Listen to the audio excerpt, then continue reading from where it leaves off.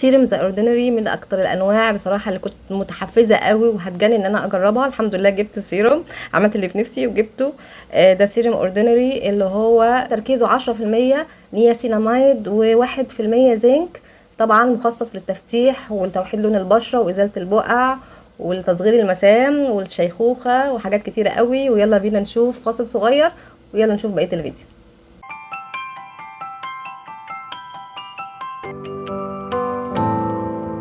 بس هو طبعا بيجي في عبوه كرتون، والمنتج ده جايباه من نون. سعره حوالي 480 جنيه.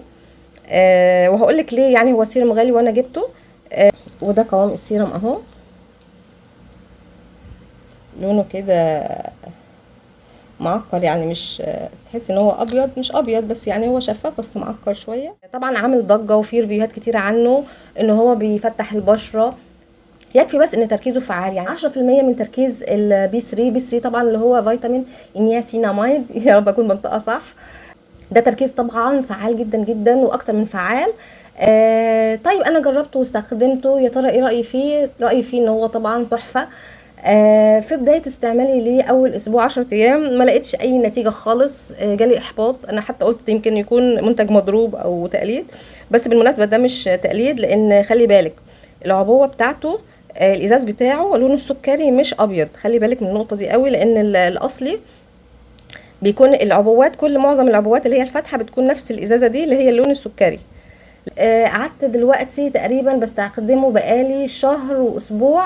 نتائجه الفعاليه الكامله وصلتني الحمد لله رب العالمين، توحيد كامل. البشره حلوه ناعمه، مشدوده، المسام ضيقه مش مقفوله، لا هي ضيقه. طيب بالنسبه لطريقه استخدامه، انا بستخدمه مرتين في اليوم بطريقه اقتصاديه. ازاي بقى؟ يعني طبعا بغسل وشي بالغسول او بعمل مقشر يوم بعد يوم. بعد ما بجفف البشره ببتدي ان انا احط 3 نقاط بالظبط، بالظبط ما تكتريش. وهتبتدي توزعي على البشره وهي لسه رطبه، مش رطبه قوي، يعني انت جففتيها بالفوطه يكون فيها لسه ندوه الميه. بتبتدي ان انت تطبقي السيرم ده. احسن وضع على فكره تطبقي فيه السيرم ده او اي نوع من السيرم، البشره بتتشربه يعني. بس وبسيبه وما بحطش بعديه اي حاجه خالص. يعني الفتره اللي انا استخدمت فيهم السيروم ده ما حطيتش معاه اي حاجه تاني. حتى فيتامين سي على فكره لازم توقفيه، لان السيروم فيتامين سي لو استعملتيه مع ماده البي 3 بتبطل مفعول الفيتامين سي. فانت ما تهيجيش بشرتك على الفاضي تحطي ده مع ده. وانت عارفه طبعا سيروم فيتامين سي بيكون سعره غالي، فحرام يعني. فانت فتره الصبح بقى طبعا بصحى من النوم بغسل وشي، ببتدي باخد نقطه واحده بس، نقطه بحطها على الاماكن اللي هي فيها بقع او اللي هي المعرضه لانها تغمق. بالنسبه بقى لان هو بيزيل الحبوب ولا لا، او بيعالج الحبوب او لا، طبعا هو فيه 1% زنك. مع الاسف حكايه الحبوب دي ما حسيتش بيها فايدتها خالص، ما اعرفش بقى ليه ما نفعش معايا.